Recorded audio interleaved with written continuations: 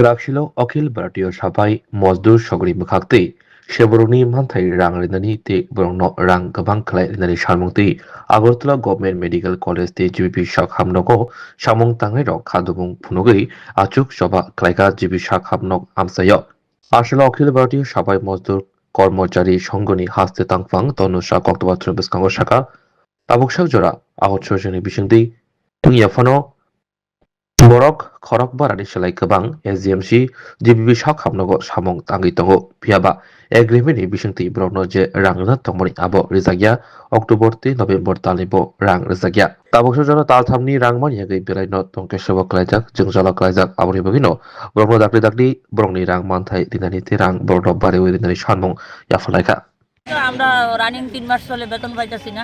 আমরা তো দীর্ঘদিন ধরে কাজ করতেছি, সুলভ শ্রেণীর আন্ডারে কাজ করতে। যখন নতুন কোম্পানি লইছে আমরা পিএফ কাইটা ৭,১০০ টাকা পাই, এটা আমরা চলে না, পুষে না। যাতে আমরা একটা নির্দিষ্ট টাইম হয় ৫ তারিখের মধ্যে কিংবা ১০ তারিখের মধ্যে যাতে প্রত্যেক মাসে বেতনটা দিয়ে দেয়। আর যাতে আমরা বেতনে পুষে না, বেতনটা যাতে একটু বাড়াইয়া দেয়। এক্ষণে কত বেতন দেয়? আমরা তো ৯,০০০ টাকা পাইতেছি। আর এমনি কত মাসের বেতন আটকে রয়েছে আপনাদের? হয়তো ২ মাসের বেতন আমরা ৩ মাস রানিং চলে।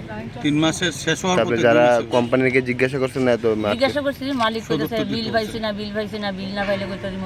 কোম্পানির জিজ্ঞাসা করছি, প্লাস এখানে আরমুজে জিবি তাইনে চালায় তাইনেরও জিজ্ঞাসা করছি।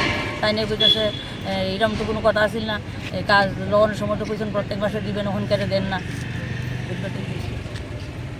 এখন যাতে আমরা আপনাদের কাছে অনুরোধ, যাতে বেতনটা আমরা এই বেতন আপনার পুষে না, জিনিসপত্রের দাম বাড়ছে, গাড়ি ভাড়া বাড়ছে, আমরা যাতে বেতনটা ৪৩৩ অনুযায়ী যাতে সময় মতো বেতন প্রতি মাসের ১০ তারিখের মধ্যে যাতে দেওয়া হয়। ৯,০০০ টাকা থেকে তো অখিল ভারতীয় সাফাই মজদুর সংঘের পক্ষ থেকে রাজ্যের প্রধান রেফারেল হাসপাতাল এজিএমসি এবং জিবিতে কর্মরত ৫০০-র উপর যে সাফাই কর্মচারীরা আছেন, যারা আউটসোর্সিং সংস্থার আন্ডারে আছেন, তারা বিগত ২ মাস ধরে অর্থাৎ অক্টোবর এবং নভেম্বরের বেতন আজকে ডিসেম্বর শেষ হতে চলেছে, এখনও ওরা বকেয়া বেতন পাননি। সেই বকেয়া বেতনের দাবিতে আমরা গতকালকে এমএসএর নিকট আমরা লিখিত কমপ্লেন জানিয়েছি সংগঠনের পক্ষ থেকে। পাশাপাশি আমরা আজকের গণ অবস্থান করছি যে আমাদের বেতন ভাতা যেভাবেও আমাদের আগামী ৪৮ ঘন্টার মধ্যে বেতন ভাতা আমাদের দিয়ে দিতে হবে।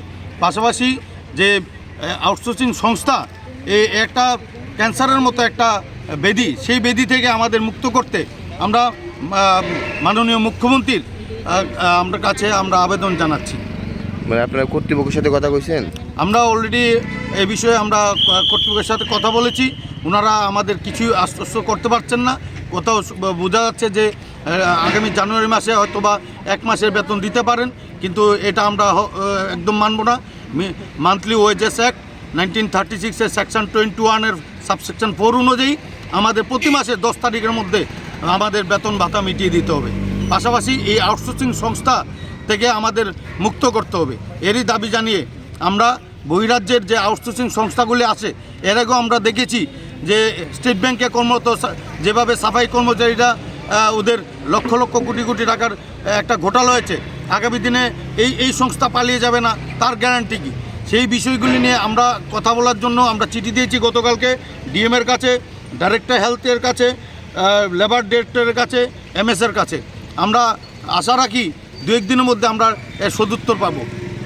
আর আমাদের দাবি না হলে আমরা মাননীয় মুখ্যমন্ত্রীর কাছে আমরা আপনাদের মাধ্যমে বলতে চাই, মাননীয় মুখ্যমন্ত্রী যেন অত্যন্ত বিষয়টা গুরুত্ব সহকারে দেখেন, মানবিক দৃষ্টিভঙ্গি নিয়ে আমাদের এই বিষয়টা দেখুন।